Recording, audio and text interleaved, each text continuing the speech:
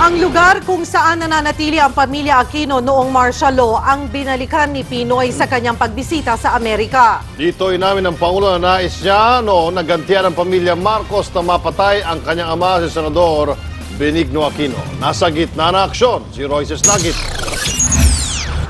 Sa bahay na ito sa Chestnut Hill sa Boston, tumira ang pamilya Aquino matapos mag-exile noong panahon ng martial law. Kaya sa pagbisita rito ni Aquino makalipas ang 31 taon, plano raw niyang balikan ang dati nilang tahanan. It gave my family a sense of normalcy to be here in what can only be described as very abnormal times back home. I remember thinking then, here we are in exile while the dictator is partying in Malacanang, raping the economy and oppressing our people.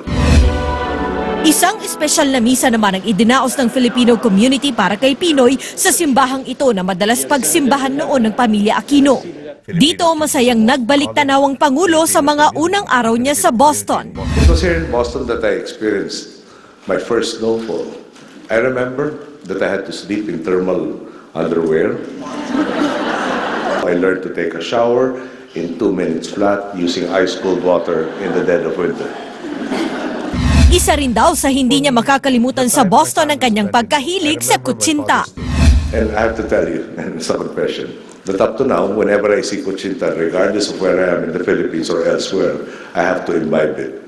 Sa pagbabalik Boston ni Pangulong Aquino, hindi lang masasayang alaala ang kanyang ginunita, kundi maging ang pinakamadilim daw na bahagi ng kanilang buhay, lalo at nataon ang kanyang pagdating dito sa anibersaryo ng deklarasyon ng martial law sa Pilipinas.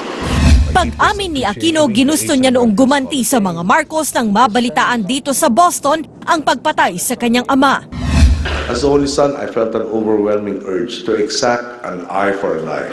Those moments, all I wanted to do to Mr. Marcos and his camp was to do unto him as he had done unto us. Nang mabanggit ito kay Senator Bongbong Marcos kanina, tumanggi na siyang magkomento pa. Umaaksyon, Royces Nagit, News 5. 25 taon na mula nang mamatay si dating Pangulong Ferdinand Marcos at nitong anibersaryo ng deklarasyon niya ng martial law, muling naungkat ang issue sa kanyang huling libingan. Nasa gitna ng aksyon si Mean Los Baños.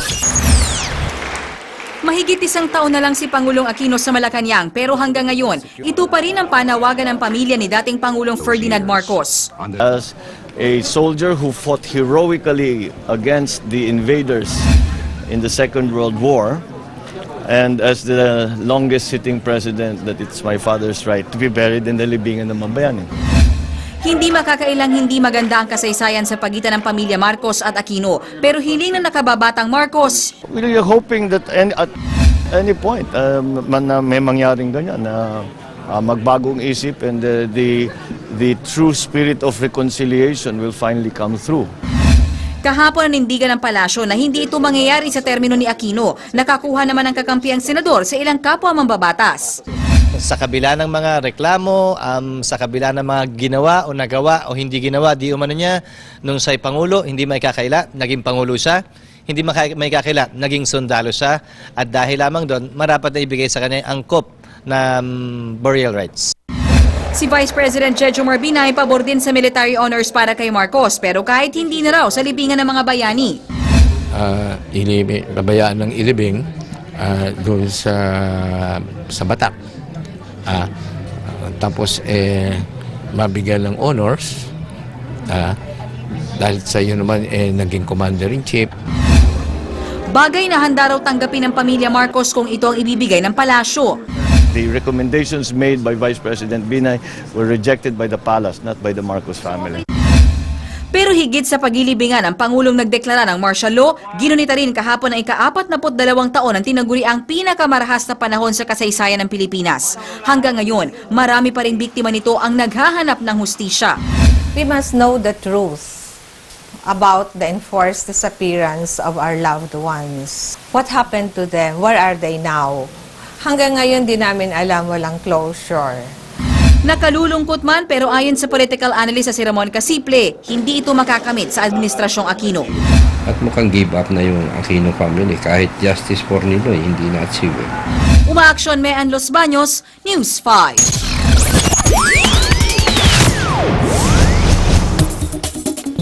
Sa aksyon sa politika, muntik na raw malagay sa alanganin ng buhay ni Pampanga Congresswoman Gloria Arroyo.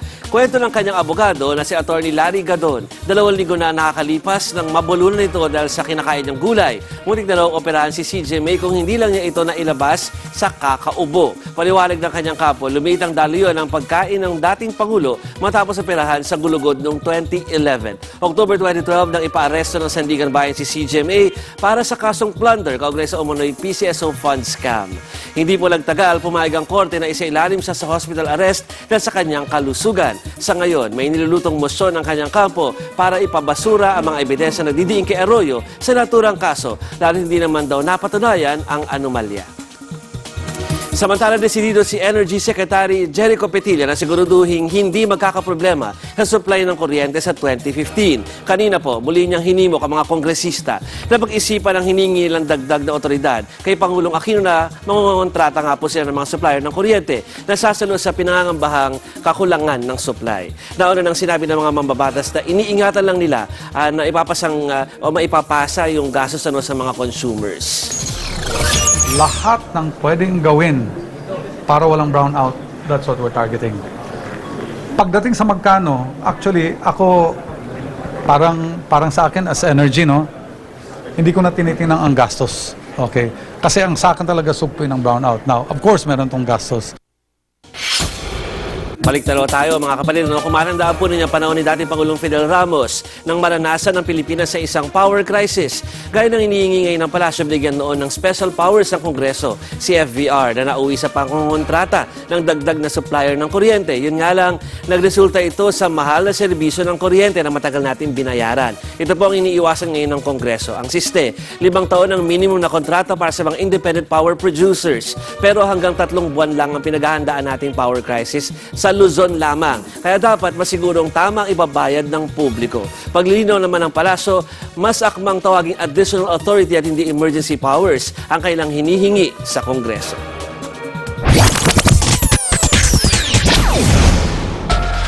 Sa sports, sasabak na ang Gilas Pilipinas sa Asian Games bukas 1:00 ng hapon. Kumusta kaya ang kanilang paghahanda? Nasa gitna ng aksyon mula South Korea si Chiki Rowapuno. Busy man ang Gilas sa pag-ensayo sa Incheon Asian Games, nakahanap pa rin sila ng oras para suportahan ang Pinay swimmer na si Jasmine Alcalde sa 100-meter freestyle. Bigo si Jasmine na makapasok sa finals pero natuwa pa rin siya sa suporta.